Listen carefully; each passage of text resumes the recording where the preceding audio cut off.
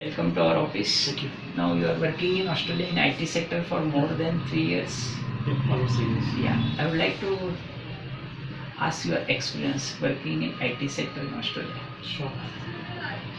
Pretty good. It's booming around, majorly around, if you look at all the organizations around Australia, Mm. I think largely they are evolving towards from the older technologies to newer ones like a big data, Hadoop, Mm. analytics. That's the key things which is right now booming in Australia. Uh, so yeah, like reporting and analytics. Yeah, so analytics, big data, these are now key. Yeah. What about cyber security? It is a part of it, Mm.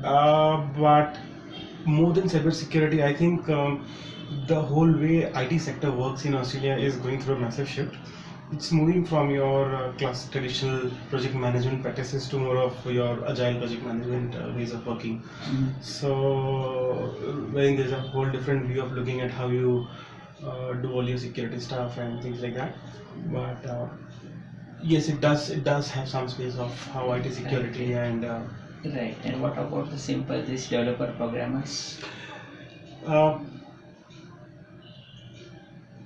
if you can just make it more specific, are you interested in any specific things? What as a Yeah. role or? Yeah, it means I am seeking the see. I am having clients from different backgrounds. Yes. Some are having this development program, are having 7-8 years experience. Some are like you are there at a say 10-15 years experience working as an IT manager. Yeah. Some are into software testing. Right. Some are into security. So Right. this is basically what I am observing. I'll tell you my observation. Last 16 years I am into this field. Every year my IT clients are landing in Australia. Yep. Are getting good jobs. Means nowhere any of my IT clients in last 16 years has complained that he is not getting a job. Yeah. I'm just interested in knowing now the current scenario because the scenario keeps changing. Yep. So just to advise in a better way to my clients, Yep. what are the because see in IT you just cannot stick to whatever your skill set. You have to always reskill yourself. Yep. Yep. So that's why I want your opinion. That's one part of what is happening as a part of couple of leading banks that I have worked in. If I can share that, largely there is a whole paradigm shift which is happening. If you look at those roles like a developer or a tester or a business analyst, people are cross-skilling. People are trying to know what the other role does, how he performs. So it's more of comes back to the fact that the lead time is reduced, right? If I'm a developer, I'm not there tomorrow. If you have the same knowledge or interest, and if we are cross-skilling, we do that kind of activities very frequently. So there's a lot of cross-skilling and all that happening. People are getting multiple skills under one name. Now that line of he's a developer, he's a tester, he's an analyst, he's a manager is blurring very fast. It is Very fast. That is really important. One should be prepared. Means basically, we are again coming back to reskilling you as per the job demand. Absolutely, yeah. Is that your time? Now another thing we now see in India, so many IT people are worried about the Trump effect. Because Yeah. India's IT market is very much dependent on USA. Yeah. What about Australian job IT market? I think till now what I've seen is it's been largely dominant by your leading banks. So maximum jobs what you find is in that vicinity of your they call it the CBD or the Central Business District of Sydney. So largely it's all the banks.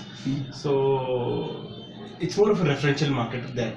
Right. That before even I hire you as a developer, I would like to find technically you have strong knowledge, everything is fine, but then I would like to check your reference in the market. Right. So it's more of referential market there. Right.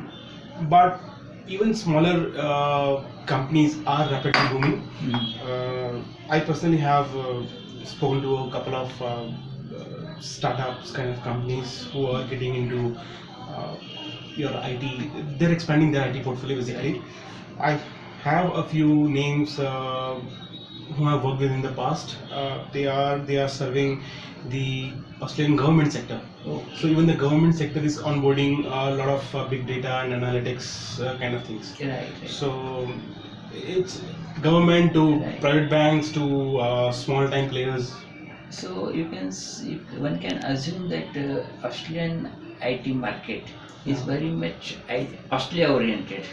means the factor means as India is having a huge factor America oriented, US Yes, oriented. yes. So the Exactly. Trump effect will be much more Yes, on sir. India than compared with Australia. Yeah, because one thing what has not started in Australia on a very large scale is the onshore offshore development. Mhm. That's one of the key things of US, so that you can work 24/7, right? Right. But that's not so dominant in Australia as I see. Yes, there is some onshore offshore. My teams do have an offshore in India, but then the gap is like 4.5 to 5.5 hours, right? Based on the time zone difference. So you still have, they're still learning those skills which US is like decades ahead. Right. So I think it's largely Australian dominated market with good quality people. And what about this racism? It's a very favorite question. Yeah, okay. No, I've been there for 3 years. I haven't faced anything like that. Right. Because Same thing is reporting all so many of my clients that Yeah. they never face, but in paper, No. if something happens, there is a big. yeah. But I'll be honest with you, and I'll tell you the same thing what I told you a while back. I think we as mincemeat, in my opinion, we are more racist than any other country people. I So- agree with you, and we need to change from ourselves, Yes. particularly for women. Yes. We are not letting the women. The moment we start respecting our women and our people, I think we will see that the world is not so racist. It's not so racist there. Right. Now see, summarizing our discussion, reference for getting the job referral is very important. Yeah, it is. So you must have a very good LinkedIn profile because Yes. people will be cross-checking. Yes. That is important. Second thing, you should be prepared for reskilling yourself. Yes. That is again important, particularly analytics, big Yes. data. Yes. And third important thing is that Trump Yeah. Time effect. will not have much effect on Australia.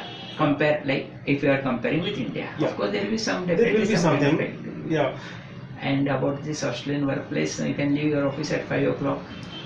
Yes. That is one thing what I like over there. People work from 8 to 4:35. It's a very strict hours. No one really is bothered if you leave like 4:30 or something. So it's In pretty. India, people it is now. We slot till what 12, 9, 1 o'clock. So this work-life balance, it's really It's very good. wonderful. It's very good. Wonderful. There's a.